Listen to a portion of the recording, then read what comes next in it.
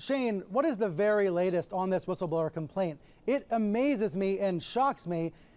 The Congress still hasn't seen it. So is this an ongoing act of obstruction by the Trump administration that this whistleblower complaint has not been transmitted to Congress?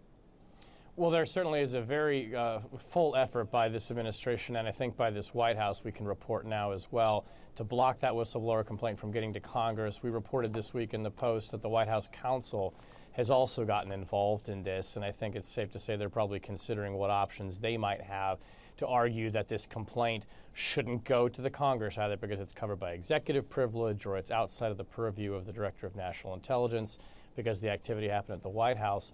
But now we have this revelation reported in the Wall Street Journal earlier this week that this phone call that Trump had with the Ukrainian president, Zelensky, which seems to be at the center of this allegation, in that call, reportedly, he pressed the president of Ukraine 8 different times to investigate Joe Biden's son. So here we have, according to, I think, some very good reporters of the Wall Street Journal, an account of the president engaging in this kind of pressure on a foreign leader that we think is actually at the heart of this whistleblower complaint. So these pieces are coming out, and this picture is developing very quickly.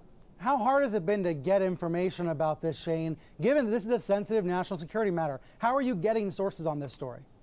Yeah, it's always hard on a national security story to get pieces out, and they often will come out kind of as pieces of a puzzle that you have to put together. But what we've been trying to do is really dig in as much as we can on what is the substance of this whistleblower complaint. And importantly, we've broken that it involves Ukraine, a presidential communication, some kind of promise or negotiation that President Trump made. But this has really been difficult, particularly because, this individual whistleblower obviously has not gone public. And I think it's safe to say in the way that this complaint was transmitted, was trying to do this very much in a closed channel. And I don't imagine that he anticipated that it might become this explosive story that it has. I see. So, Carl Bernstein, let's take Trump out of this if that's possible. Let's just play this out as if it's any president who's caught on the phone doing this kind of dealing for his own domestic political benefit. What should the reaction be? Well, I think the first thing is to find out exactly what has happened here. And if the reporting of Shane Harris and Wall Street Journal is accurate, and it seems to be, it clearly moves toward a grievous abuse of power by the President of the United States. I keep getting asked, are there echoes of Watergate in this? And there are in the following ways.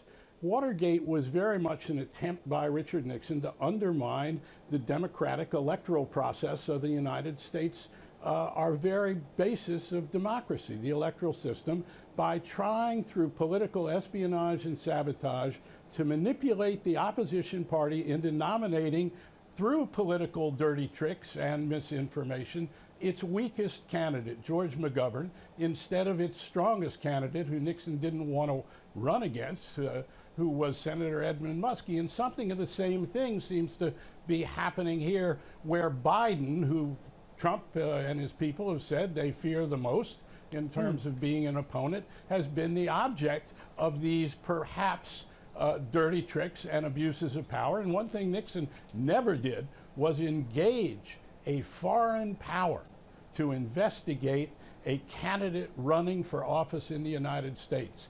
It is a grievous offense if this is what happened, and it seems to be. How can people get caught up on this story, Shane? How do you recommend they figure out what's going on? This is a very complicated story. I think a lot of viewers need to get caught up. What should we be reading? What sources should we be going to for more information? Well, I think at the Post, obviously, we've been doing a great job pushing this out there. You mentioned Dan Balls' column this morning, which I think really does distill for people what the essence of the allegation is, and politically why that's important, but also why it's important when we think about the office of the presidency and the enormous power that office has. This ultimately just comes down, while it's very complicated, to I think a fairly straightforward allegation, which is that the President of the United States used his office to try and leverage or pressure a foreign government into investigating and hurting his political opponent. That's a pretty straightforward deal, and may have used the threat of withholding American aid to do that. That really is the crux, the essence of what we're talking about. All of the legalisms and the maneuvering going around a whistleblower are part of that, but that's really the core claim here. Back now, Reliable Sources. I'm Brian Stelter. We are talking about this Ukraine scandal, the president's handling of the matter, his smearing of this whistleblower, and this mystery still at the heart of the story. What did the whistleblower hear? What did the whistleblower allege? Let's bring the panel in now. Political and business strategist Tara Dowdell, who, by the way, was an apprentice contestant way back in the day, a national correspondent for the Washington Post, Philip Bump, and national security advisor under Obama, now a CNN national security analyst, Samantha Vinograd. There's been a lot from the Joe Biden campaign this week. They've been trying to figure out how to respond to this mess, these questions about Hunter Biden. Let's look first at the beginning of what happened with Biden on the campaign trail, asked by Fox's Peter Doocy a question about his son. Watch. Mr. Vice President, how many times have you ever spoken to your son about his overseas business dealings? I've never spoken to my son about his overseas business dealings. Well, that seems very, very hard to believe. Obviously, a father's going to talk to his son about the business. But let's continue here. Here's how Biden continued to talk to the Fox reporter. Watch. Here's what I know. I know Trump deserves to be investigated.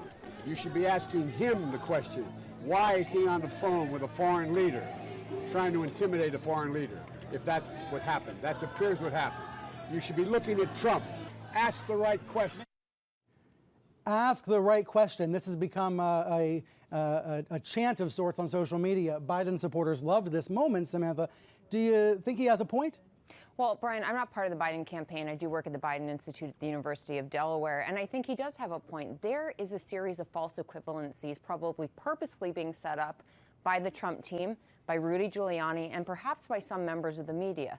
There's a blitzkrieg of bad behavior that we're learning about because of the dogged reporting of members of the media right now associated with the Trump team and their actions through Rudy Giuliani and potentially by the president himself. It's hard to keep track of the potential abuses of power that the president engaged in, and the fact that Rudy Giuliani went to Ukraine and really demoted our national security team by working with the Ukrainian government to try to get dirt on Vice President Biden. Any wrongdoing by Vice President Biden has been looked at by the Ukrainian authorities and may potentially be looked at further within the United States. But that is very different, again, than the myriad potential abuses of power that are being outlined by the media because the whistleblower complaint is not being forwarded to Congress. And we cannot fall into the trap of falling for President Trump's false equivalencies. He does it whenever he's under pressure. He mixes apples and oranges so that we get distracted from the real story, and we have to be more clear-eyed than that. The Biden campaign is out with a memo this weekend trying to diffuse this story. Here's a part of what the memo says at the end, addressing the press. It says, any article that doesn't demonstrably say at the outset that there's no factual basis for Trump's claims is misleading readers and viewers. That's the message from the campaign. But Tara, as a PR strategist, is the campaign doing enough? Look, I asked a spokesperson to come on this program, speak today. They declined. Biden has never sat down for a Sunday show interview all year long. I wonder if they're doing enough to combat Trump. Well, first of all, the Trump strategy, and you talked about it, and you talked about it, Brian, as well, is deny, deflect, distract, attack. We have now moved into the attack phase. So their strategy is now to try to put the onus on Joe Biden to, in fact, distract and attack. And so I think that Joe Biden's campaign does need to be aggressive. I think they could be even more aggressive. And I think you will see them be more aggressive because they know what is going on here. I think what you're seeing in terms of this pause is them really sitting down to try to come up with a plan, understanding that what this strategy is and to make sure that they respond effectively and more aggressively. That's interesting. And you're seeing that escalation of more aggressive response. And so I think you'll continue to see that.